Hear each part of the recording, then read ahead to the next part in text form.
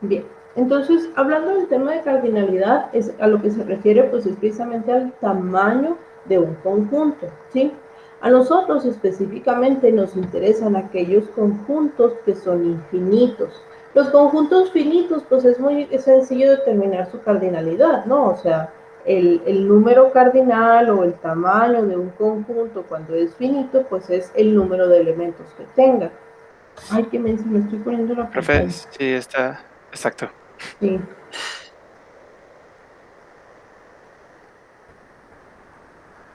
Ok, aquí está. Entonces, decíamos que el tamaño o la cardinalidad de un conjunto finito, pues va a ser n, ¿no? O sea, el número de elementos que tenga. Eso es muy sencillo de encontrar. Lo que nos interesa estudiar entonces, pues van a ser aquellos conjuntos que son infinitos. O sea, cómo entonces vamos a expresar su cardinalidad.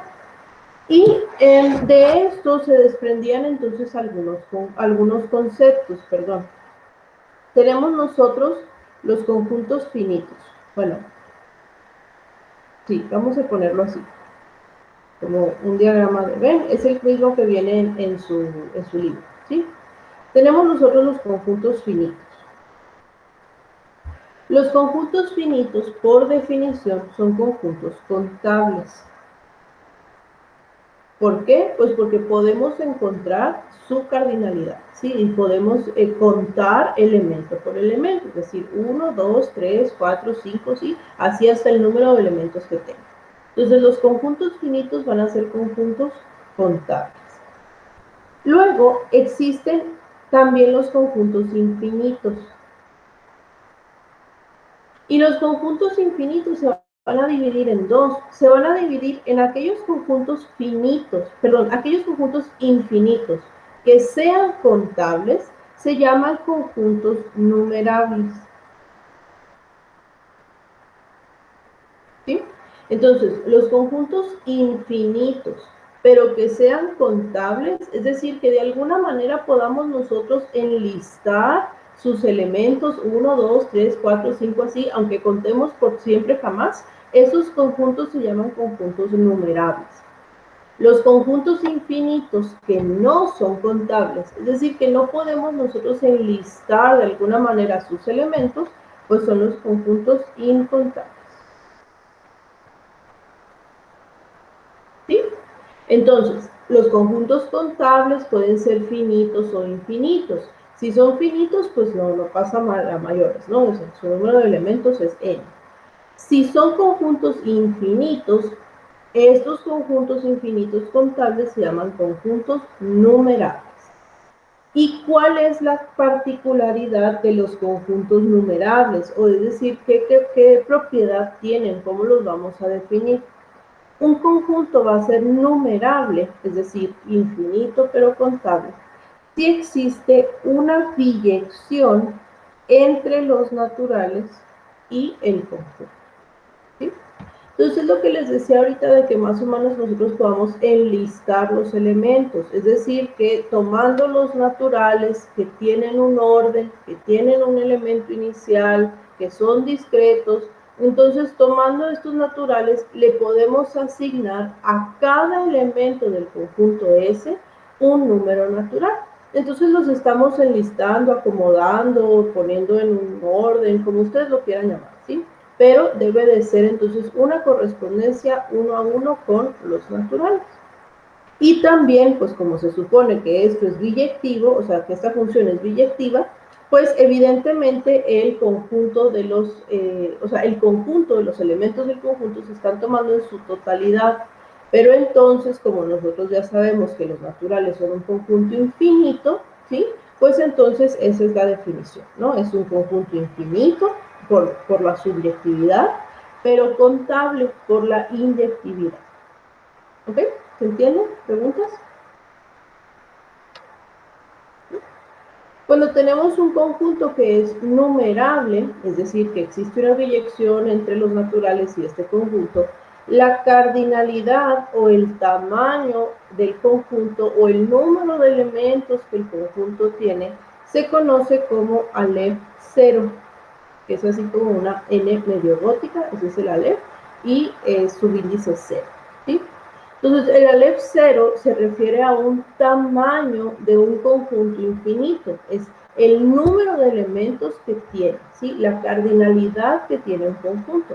Al ser infinito no es un número propiamente, pero es su cardinalidad, ¿sí? Entonces, es el tamaño que va a tener. ¿Ok? Entonces, para demostrar que un conjunto es numerable, pues nosotros tenemos que demostrar precisamente que existe esta biyección, ¿sí? Vamos entonces con el siguiente teorema. Nosotros queremos demostrar que el conjunto de los enteros es numerable, ¿sí? Nosotros ya sabemos que los enteros es un conjunto infinito, entonces, pues evidentemente, no, o sea, más bien, queremos ver si este conjunto es contable. Ya sabemos que es infinito, así que pues no puede ser más que numerable. No sé si me explico, ¿sí? O sea, de los conjuntos contables existen dos, los finitos y los infinitos. En este caso, como sabemos que es infinito, pues entonces tiene que ser numerable. ¿Y cómo le hacemos para demostrar esto? O sea, ¿cómo le vamos a hacer para demostrar que este conjunto es numerable? Pues lo que tenemos que hacer es precisamente encontrar una función biyectiva que vaya de los naturales a los enteros. Ahora, intuitivamente nosotros podríamos llegar a pensar que estos dos conjuntos pues no son equinuméricos, o sea que no tienen el mismo número de elementos. De inicio, porque los enteros pues podrían parecer el doble más uno de los naturales, ¿no? Pues si los naturales son únicamente los números enteros positivos, pues entonces si el conjunto de los enteros incluye también los negativos e incluye también el cero, entonces podríamos llegar a pensar que es un conjunto más grande, ¿sí? Pero, o que tiene el doble de elementos, por lo menos, o incluso que tiene por lo menos un elemento más, que sería el cero, ¿sí? Pero vamos a demostrar aquí pues que no es así, que en realidad el conjunto de los naturales y el conjunto de los enteros tienen exactamente el mismo número de elementos. Ambos infinitos, pero exactamente el mismo número, ¿sí? Entonces, ¿cómo vamos a demostrar esto? Pues precisamente vamos a plantear una función biyectiva que me genere una función biyectiva en donde yo tome elementos de los naturales y me genere todos los elementos de los enteros y cada uno de los elementos de los enteros, ¿sí? Ahora, el conjunto de los enteros, pues nosotros sabemos que incluye los números negativos, lo voy a poner así, menos 3, menos 2, menos 1, el 0 y los números positivos, ¿no? Entonces, una manera natural, vamos a marcar la redundancia, de visualizar el conjunto de los enteros es como dos conjuntos diferentes. Es decir, los enteros los podemos visualizar como el conjunto de los enteros positivos, bueno, de hecho van a ser tres conjuntos, el 0 y el conjunto de los enteros negativos, ¿sí? Entonces, esta partición que se hace en los enteros de forma orgánica nos puede ayudar a plantear la función biyectiva que necesitemos. Los naturales, por su parte, también tienen una partición orgánica, también se pueden dividir en dos. Bueno, de hecho se pueden dividir en más, o sea, en maneras, ¿no? Pero una de ellas es que sean los números pares y los números impares, ¿sí? Entonces, si el conjunto de los enteros se divide o se particiona en dos grandes grupos, que son los positivos y los negativos, y el 0, que lo podemos nosotros acomodar en cualquiera de ellos, y el conjunto de los naturales se divide también en dos grandes grupos, que son los pares y los impares, pues lo que vamos a tratar de hacer es tomar nosotros uno de los conjuntos o uno de los subconjuntos de los naturales y generar uno de los subconjuntos de los enteros. Y con el otro subconjunto de los naturales generar mediante la función el otro subconjunto de los enteros, ¿sí? El 0, pues ahí lo acomodamos, vemos dónde lo podemos poner, si en los pares o si en los positivos o en los negativos, depende de cómo definamos nosotros la función. Entonces, en este caso, como vamos a trabajar esta función por subconjuntos, pues va a ser una función de este tipo, ¿sí? Es decir, vamos a tomar nosotros elementos de los naturales, cuando n es par, y elementos impares. Entonces, dijimos que con los pares queremos generar los números enteros positivos, o los negativos, no importa, ¿sí? En este caso vamos a hacer los positivos. Quiere decir entonces que yo voy a tomar el 2, el 4,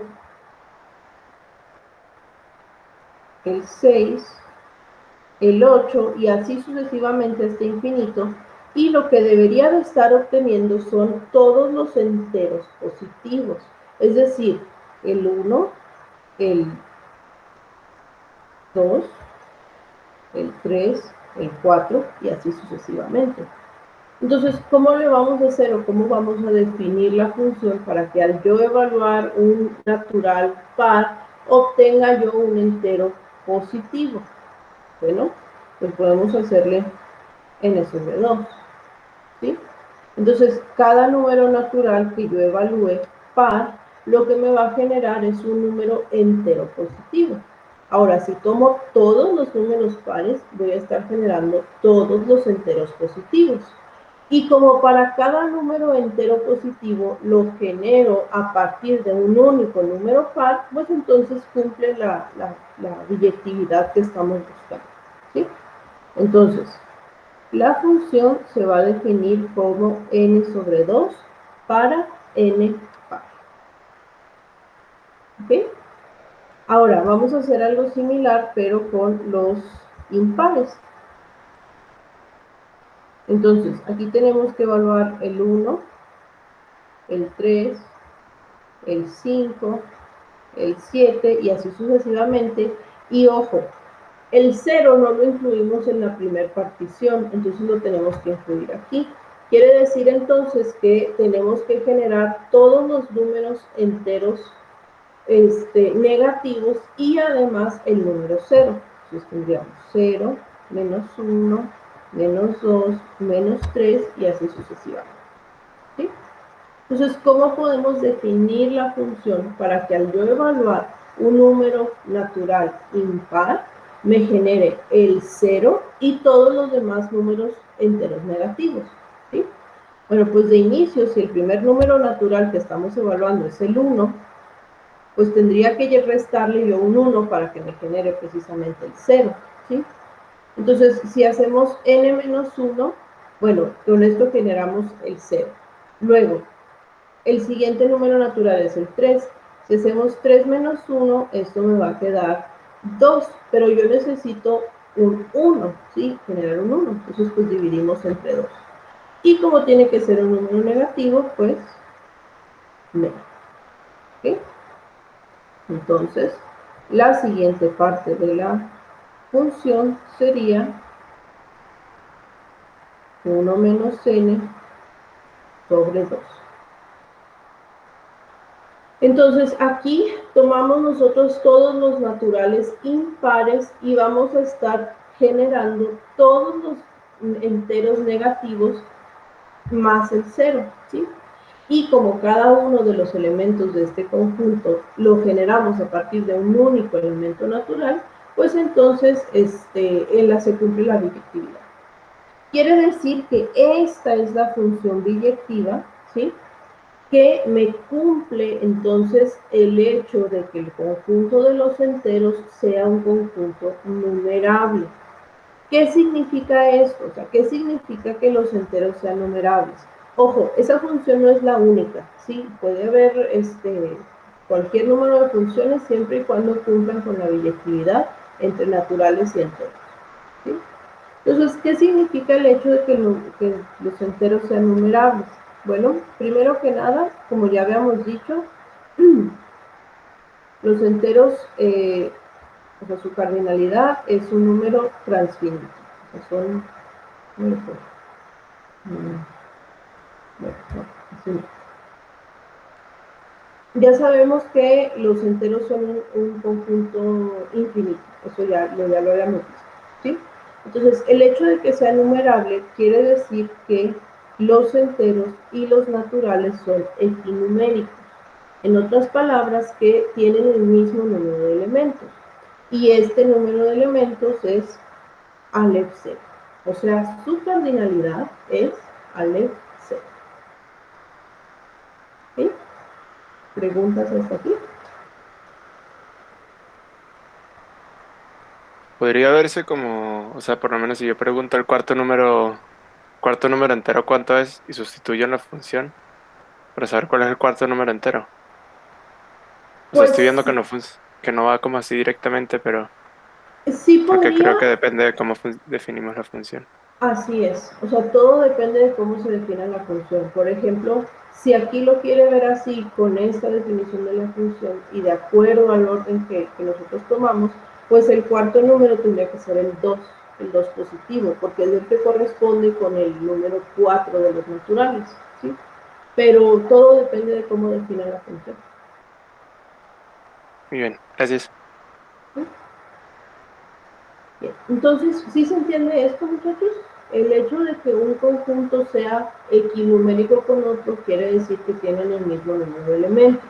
Para que dos conjuntos sean equinuméricos debe de existir una biyección entre ellos. Y en este caso, como nosotros encontramos una biyección entre los naturales y los enteros, pues quiere decir, uno, que los enteros son un conjunto numerable, y dos, quiere decir que los enteros y los naturales tienen el mismo número de elementos, no tienen el mismo tamaño. Y el tamaño o su cardinalidad es Aleph 0. ¿Sí? Y Aleph 0 es un número transfinito, quiere decir que es un número cardinal, o sea, representa el tamaño de un conjunto, pero representa el tamaño de un conjunto infinito. ¿Sale? Bien. Entonces, vamos a ver el siguiente teorema, que resulta importante. Dice, sea S un conjunto contable, ¿sí? Y sea S, perdón, sea T un subconjunto de S. Entonces, T es contable.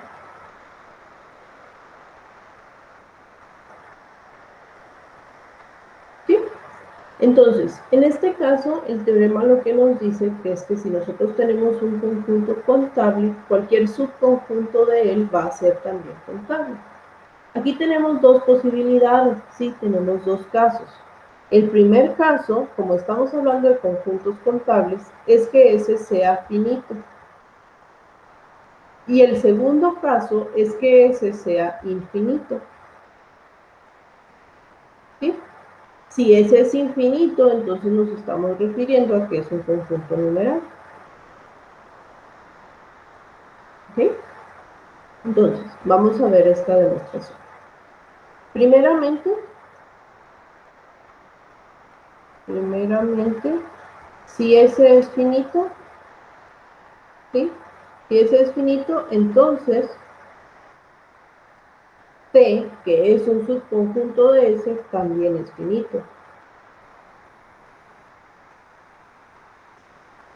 Pero como todos los conjuntos finitos son contables, pues evidentemente aquí ya queda demostrado, ¿no? Por lo tanto, T es contable. ¿Ok? Entonces ahí no hay mayor problema. Si tenemos un conjunto finito, pues sus subconjuntos van a ser finitos también y por lo tanto contables. Vamos a ver entonces qué sucede cuando S es infinito, es decir, cuando es numerable. ¿Sí? Okay. Entonces, asumimos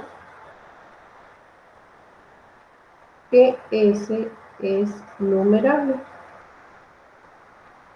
¿sí? Es decir, es infinito. Entonces, si ese es numerable, pues también podemos tener que t sea finito, pero pues eso ya no nos interesa porque es la misma demostración de arriba, ¿no? O sea, si t es finito, pues automáticamente es contable. Vamos a consideramos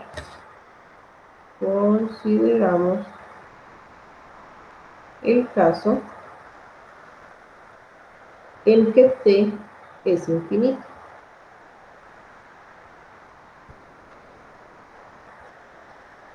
¿Ok? Entonces, para nosotros demostrar que t también es contable, pues lo único que tenemos que hacer es demostrar que t es numerable. Lo único, ¿no? Es todo el trabajo que tenemos que hacer. Entonces, lo que queremos hacer es entonces, queremos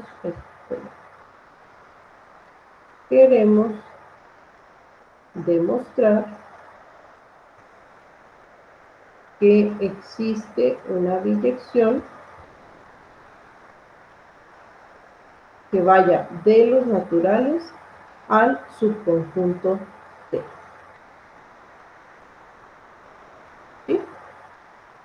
Entonces, para demostrar que T es contable, si estamos asumiendo que es infinito, entonces tenemos que demostrar que es numerable. Y para demostrar que es numerable, pues tenemos que encontrar una biyección entre el conjunto y los naturales.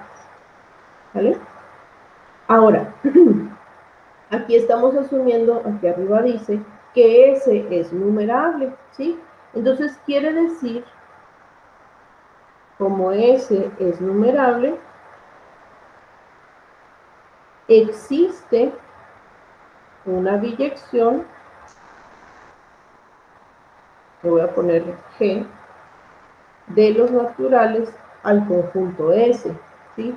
En otras palabras, los elementos de S se pueden escribir como una lista, es decir, S se puede escribir como S1, S2, S3, así por siempre jamás.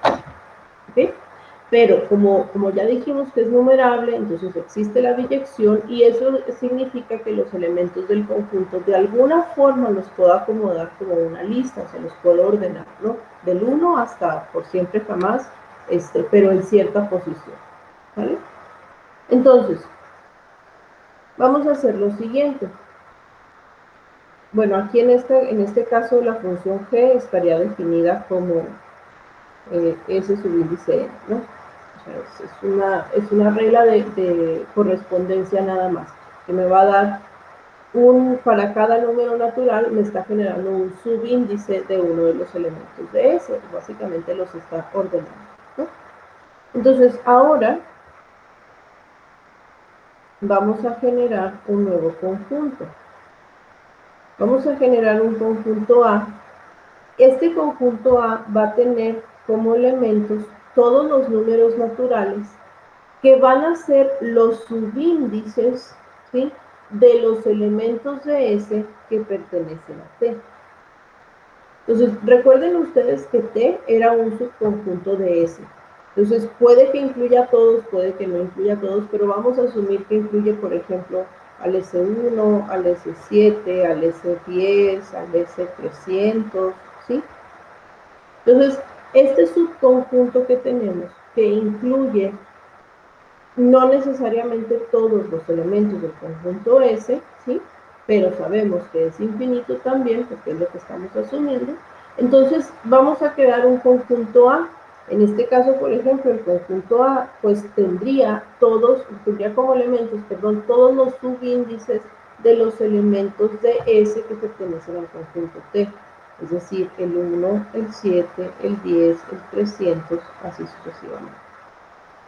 ¿Sí se entiende? Sí. Muy bien. Ok.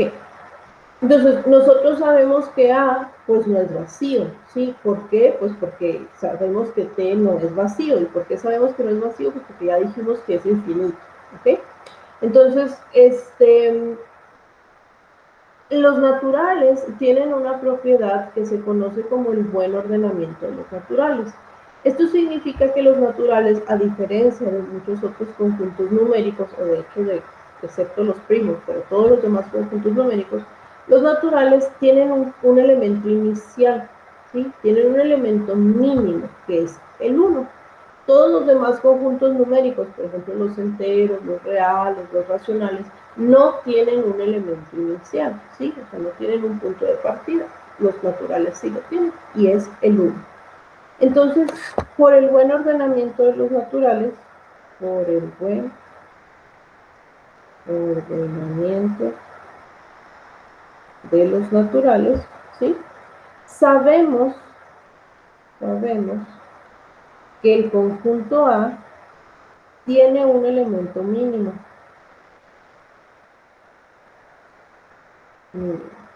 Vamos a llamarle A1, ¿sí?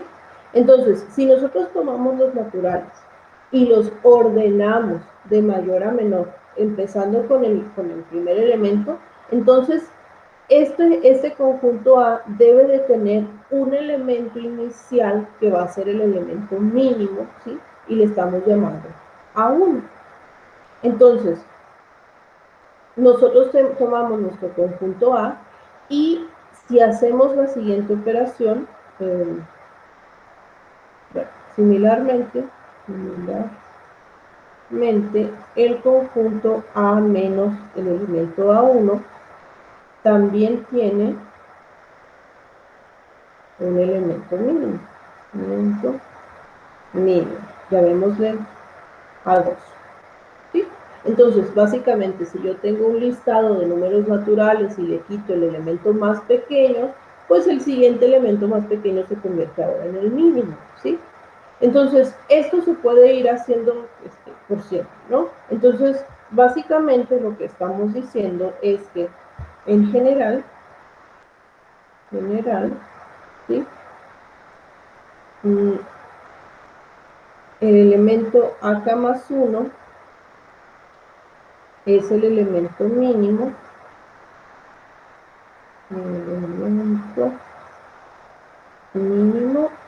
en el conjunto A menos A1, A2, así hasta acá. ¿Ok? Entonces, si yo le voy restando los elementos mínimos al conjunto A, siempre voy a tener un nuevo elemento mínimo, ¿sí? Es el elemento que queda. Bien. Entonces, esencialmente sucede lo siguiente. Si nosotros seleccionamos los elementos de S que pertenecen a T, ¿sí? Así como hicimos acá arriba con un pequeño ejemplo, entonces si seleccionamos los elementos de S que pertenecen a T y los mantenemos en el mismo orden que aparecen en el conjunto S, ¿sí? Entonces AN, AN es el subíndice del enésimo término en esta lista. Entonces, el conjunto A, bueno, tomamos los elementos de T, tomamos los elementos de S que pertenecen a T y los mantenemos en el mismo orden, ¿sí? O sea, no los regrupamos, se quedan igual. Entonces, el elemento AN, ¿sí? Va a ser el subíndice del enésimo término de esta lista que estamos creando. En otras palabras, aquí, ¿sí? Tenemos esto, entonces tenemos este término, ¿sí? Es el tercer término, quiere decir entonces que su subíndice corresponde al tercer término del nuevo listado. Bien. Ahora, vamos a hacer lo siguiente. Recuerden que aquí lo que estamos buscando es una función que vaya de los naturales al conjunto T, ¿sí? Para demostrar que un conjunto es numerable. Entonces, definimos una función que va a ir de los naturales a los naturales, ¿sí? Y se va a definir como que dn es igual a n. Entonces, como t es infinito, ¿sí? Como t es infinita, que se define para toda n. ¿Sí? Ahora, esto lo que me asegura es la subjetividad. Pero ¿cómo sabemos que existe la inyectividad? Bueno, pues muy sencillo. Como el elemento AN más 1 no está en este listado,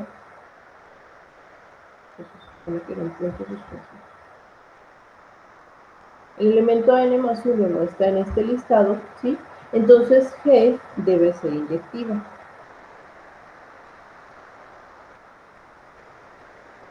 En otras palabras, o sea, recuerden que estos elementos, los elementos AN, corresponden a una posición en un listado.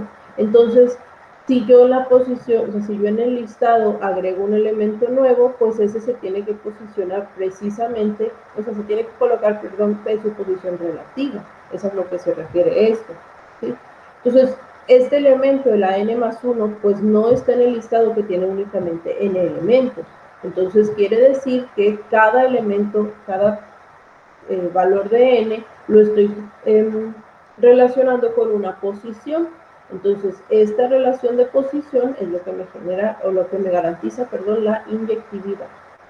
¿Sí? Entonces, bien, aquí tenemos nosotros una función que me está dando, perdón, es una función biyectiva que me está relacionando los naturales con los naturales en una lista. ¿En la lista de quién? De los elementos AN. ¿Sí?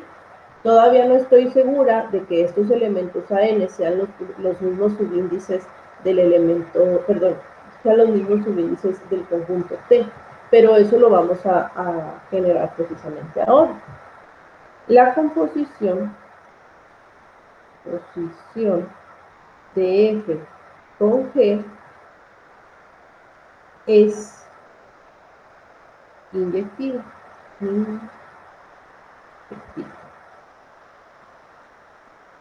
Recuerden que F, no veamos hay que mencionar que le puse dos nombres distintos. Sí, a esta le tengo que poner F, que la que ya la había usado. Entonces esto es G composición F. Y G es esta. ¿Sí? Entonces esta es la G. La función G es la que me está dando los elementos de S. ¿Sí?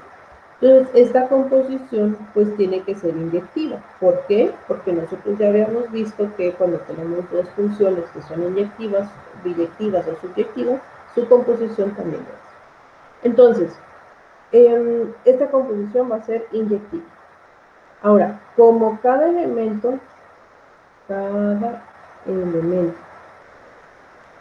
de T, ¿sí?, está en el listado de S, pues la composición es subyectiva.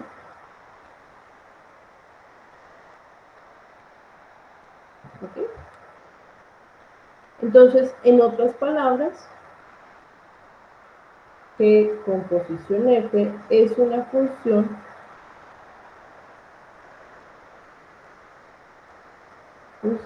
biyectiva de los naturales al conjunto T. Y por lo tanto,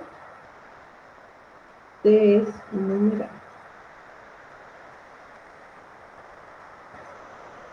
¿Ok? Entonces, esta función de composición lo que está haciendo es relacionarme los naturales con su posición en el conjunto A, que es el listado de los subíndices, y luego ese conjunto A, como es una nueva lista, pues vuelve a tomar el orden de los naturales y lo relaciona con los elementos del conjunto T en la posición que aparecen en ese. ¿Sí? Y esta función pues es una función biyectiva que va de los naturales, es decir, de la lista original, de la lista de los subíndices a los elementos de aquí, que es entonces biyectiva y por lo tanto es numeral. La conclusión aquí es pues precisamente lo que enunciaba el teorema.